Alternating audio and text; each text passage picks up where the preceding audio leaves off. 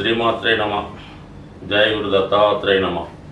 ఈ వీడియోలో మనం మిథున రాశి వారికి మార్చి 2 నుంచి 8వ తారీఖు మధ్యలో జరగబోయే వార ఫలాలు పరిశీలించినప్పుడు మరి ఈ వారంలో మిథున రాశి వారికి దశమ స్థానంలో 3 గ్రహాలు సంచారం చేయడం జరిగింది. అందులో ముఖ్యంగా శుక్రుడు పంచమాధిపతిగా దశమ స్థానంలో వక్రగమనం పొందడం వలన వృత్తిలో మీ యొక్క టాలెంట్కి, మీలో ఉన్నటువంటి నైపుణ్యానికి తగిన గుర్తింపు రావడం జరుగుతుంది.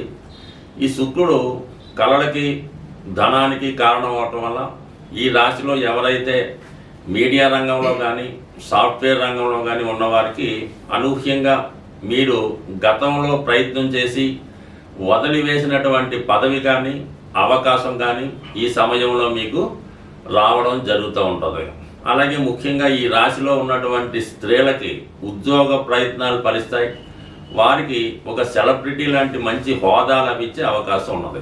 అలాగే మీ యొక్క సంతానం యొక్క అభివృద్ధి మీకు చాలా వరకు ఆనందాన్ని కలిగించే అవకాశం ఉంది. అలాగే వ్యక్తిగతంగా లగ్నాధిపతి, రాశ్యాధిపతి అయినటువంటి బుధుడు దశమ స్థానంలో, నీచ స్థానంలో ఉన్నప్పటికీ కూడా అక్కడ ఉన్నటువంటి శుక్రునితో కలిసి ఒక నీచభంగ రాజయోగం ఏర్పడటం వల్ల జాతకుడికి ఒక ఫెయిల్యూర్ గతంలో వచ్చినప్పుడు కూడా దాన్ని అధిగమించి దానిపైన అనేక రెట్లు విజయం సాధించే అవకాశం ఉంది.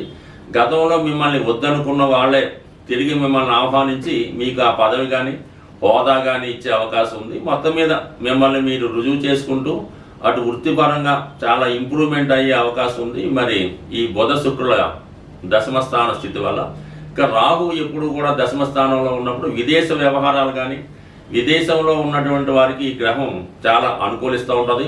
ముఖ్యంగా ఈ రాశిలో ఉన్నటువంటి నిరుద్యోగులు ఈ సమయంలో ఉద్యోగ ప్రయత్నాలు చేయడం వల్ల కంపల్సరీగా వారికి ఒక గొప్ప పేరున్నటువంటి సంస్థలో ఉద్యోగ అవకాశాలు వచ్చే అవకాశం ఉంటుంది. ఇక రాశిలో ఉన్నటువంటి కుజుడు ప్రస్తుతం రుజు మార్గంలోకి మారడం వల్ల గతంలో కన్నా మీలో కొంత నిదానంగా పనిచేసే స్వభావం కలుగుతుంది. ఎవరిపైన ఏ విధంగా కూడా తొందరపడకుండా చాలా ఆలోచించి నిర్ణయం తీసుకోవడం వల్ల ఫైనల్ సక్సెస్ మీకే వస్తుంది. రుణదాతల నుంచి, శత్రువుల నుంచి ఏదో విధమైనటువంటి ఒత్తిడి ఉన్నప్పుడు కూడా దాన్ని మీ యొక్క వృత్తి నైపుణ్యంతో చాకచక్యంగా సమర్థవంతంగా ఎదుర్కొని ఫైనల్గా మీకు విజయం సాధించే అవకాశం ఉన్నది. ఈ సమయంలో క్రీడా రంగంలో ఉన్న వాళ్ళకి కానీ, ఏదైనా కాంపిటేటివ్ ఎగ్జామ్స్లో పాల్గొన్న వారికి, అలాగే ఎక్కువగా ఈ దేహ దారుఢ్యాన్ని అవకాశంగా తీసుకుని పోలీస్ డిపార్ట్మెంటు, ఎక్సైజు, మిలిటరీ వాటిలో ప్రవేశిద్దాం అనుకున్న వారికి ఈ కుజుడు చాలా సహకరిస్తాడు. అలాగే మీ ఆరోగ్యాన్ని ఇంప్రూవ్ చేసుకునే నిమిత్తం మీరు ఏదైనా బాడీ బిల్డింగ్, వ్యాయామం, రన్నింగ్, వాకింగ్ చేయడానికి కూడా ఈ కుజుడు మీకు సహకరించే అవకాశం ఉందండి. కొంతవరకు మీలో ఉన్నటువంటి బద్ధకాన్ని ఏమంటే తగ్గించి చాలా యాక్టివ్గా ఉండేలా ఈ కుజుని యొక్క ప్రయత్నం జరుగుతూ ఉంటుంది. అలాగే ముఖ్యంగా ఈ వారంలో ఏర్పడినటువంటి మార్పు ఏంటంటే మరి దశమ వ్యయాధిపతులైనటువంటి గురు శుక్రుల మధ్య ఏర్పడినటువంటి పరివర్తన కారణంగా అనూహ్యంగా ఉద్యోగరీత్యా మీరు కొన్నాళ్ళ పాటు వేరే ప్రాంతంలో ఉద్యోగం చేయవలసి ఉంటుంది. అలాగే మీరు స్థల మార్పు కొరకు కానీ, ఉద్యోగ మార్పు కొరకు కానీ చేసే ప్రయత్నాలు 100% ఫలించే అవకాశం ఉంది. స్వస్తి. ఈ వారం ఈ గ్రహస్థితి పరిశీలించినప్పుడు ప్రతి ఒక్కరికి కూడా ధనం యొక్క అవసరం చాలా ఎక్కువ ఉండడం జరుగుతూ ఉంటుంది. అంటే శుక్రుడు ఈ ఆదివారంలో వక్రించి ఉండడం వల్ల ఇంచుమించుగా కొన్ని రోజుల పాటు వక్రిస్తాడు. అలాగే మిగతా గ్రహాలతో కలియడం వల్ల మనీ ఎక్స్పెండిచరు ప్రతి ఒక్కరికి చాలా ఎక్కువ అవడం జరుగుతూ ఉంటుంది. ఆ ఖర్చుకు తగిన ధనం మీకు రావాలంటే మరి శుక్రుడు వక్రించి ఉండడం వల్ల శుక్రగ్రహానికి అధిదేవత అయినటువంటి లక్ష్మీ అమ్మవారిని మీరు ప్రసన్నం చేసుకోవాల్సి ఉంటుంది. ఆ విధంగా ప్రసన్నం చేసుకోవడానికి సింపుల్ పరిహారం ఏంటంటే, మీకు మీ గృహంలో అవకాశం ఉంటే లక్ష్మీ అమ్మవారి ఫోటోని ఎరుపు రంగు పూలతో అలంకరించవలసి ఉంటుంది.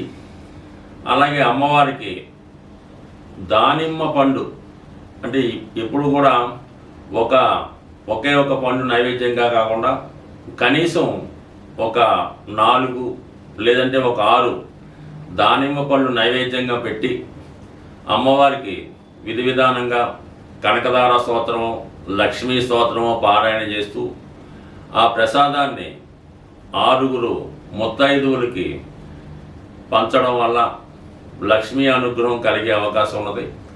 దీనితో పాటుగా మరి ఇంట్లో అవకాశం లేని వారు ఏదైనా అమ్మవారి దేవాలయంలో అమ్మవారికి ఈ దానిమ్మ పళ్ళు నైవేద్యంగా సమర్పించడం వల్ల కూడా మీ యొక్క ఆర్థిక పరమైనటువంటి సమస్యల నుంచి బయటపడే అవకాశం ఉంది. చాలా వరకు ఈ మనీ రొటేషన్ పెరగాలన్నా చాలా వరకు శుక్రవారం రోజు ఏ విధంగా కూడా ఆర్థిక పరమైనటువంటి లావాదేవీలు చేయకుండా ఉండడం మంచిది. ముఖ్యంగా ఎంత అవసరమైనా సరే శుక్రవారం రోజు ఈ బంగారాన్ని తాకట్టు పెట్టడం కానీ లేదంటే ధనాన్ని ఎవరికైనా అప్పుగా ఇవ్వడం కానీ ఖర్చు పెట్టడం కానీ చేయకుండా ఆ ఒక్కరోజు నియమంగా పాటించవలసి ఉంటుంది. అలాగని ఫోన్పేలు గూగుల్ పేలు వాడకుండా మీకు ఎంతైతే బ్యాలెన్స్ గురువారం నైట్ ఉంటుందో అదే బ్యాలెన్స్ శనివారం ఉదయం దాకా మెయింటైన్ చేయగలిగితే కంపల్సరిగా కొద్ది వారాల్లోనే మీ యొక్క ఆర్థిక పరమైనటువంటి సమస్య పరిష్కారం అవుతుంది. ఈ చిన్న ప్రయత్నం చెప్పడానికి సులువు కానీ చేయడానికి కష్టంగా ఉంటుంది. ఒక్కసారి ఒక 6 వారాలు ప్రయత్నించేయండి. మీలోనే మీకు తెలియకుండా ఒక గొప్ప ధనపరమైన అవకాశాలు రావడం జరుగుతుంది. స్వస్తి. సరిపోయిందా? 2.5 వచ్చింది. ఇంకొకటి చెప్తావా? ఇంకోటి తీసుకోండి సార్. సరే. అలాగే వేరొక పరమైన సమస్య కూడా చాలా వరకు ఈ ధనం గురించి ఈ ధనం నిల్వ గురించి రావడం జరుగుతూ ఉంటుంది. ఎక్కువగా ఈ ఆంజనేయ స్వామి వారికి మంగళవారం రోజు సింధూరంతో పూజించవలసి ఉంటుంది. సో లేదు మనం ఏ టెంపుల్ పక్కన పెట్టుకుంటే మీరు ఏదైనా ఒక కాపరు రాగితో తయారు చేసినటువంటి ఆంజనేయ స్వామి యొక్క విగ్రహాన్ని తీసుకోవడం మంచిది. లేదంటే ఒక కాయిన్ మీద హనుమాన్ బొమ్మ ఉన్నవి మార్కెట్లో దొరుకుతుంటాయి. అదైనా మీరు ఒక రాగి పళ్ళెంలో ఆ ఆంజనేయ స్వామి రాగి విగ్రహాన్ని ఉంచి సింధూరంతో ఆంజనేయ స్వామిని మీరు పూజించవచ్చు. ఆ 108 నామాలతో చక్కగా మీరే పూజించి మొత్తం సింధూరం అంతా కూడా స్వామి మీద మూయబడి ఉండాలన్నమాట. అంటే పూర్తిగా సింధూరంలో స్వామివారి యొక్క విగ్రహం మునిగిపోవలసి ఉంటుంది.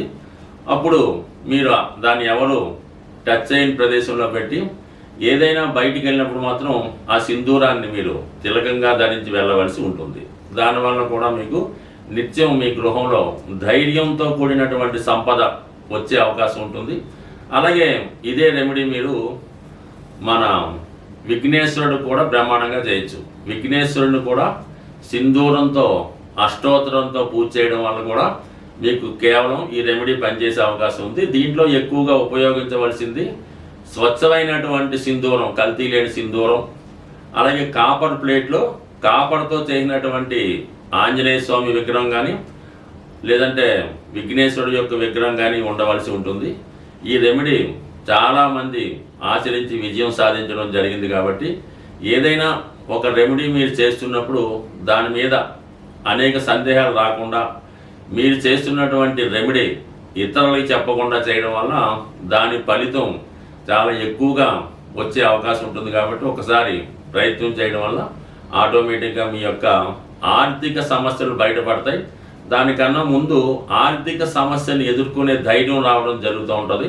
అందుకే ధైర్య సాహసే లక్ష్మి అన్నారు. కాబట్టి మరి ధైర్యంతో ఏ పని చేసినా మీకు ఆ కార్యం సిద్ధిస్తుంది. స్వస్తి.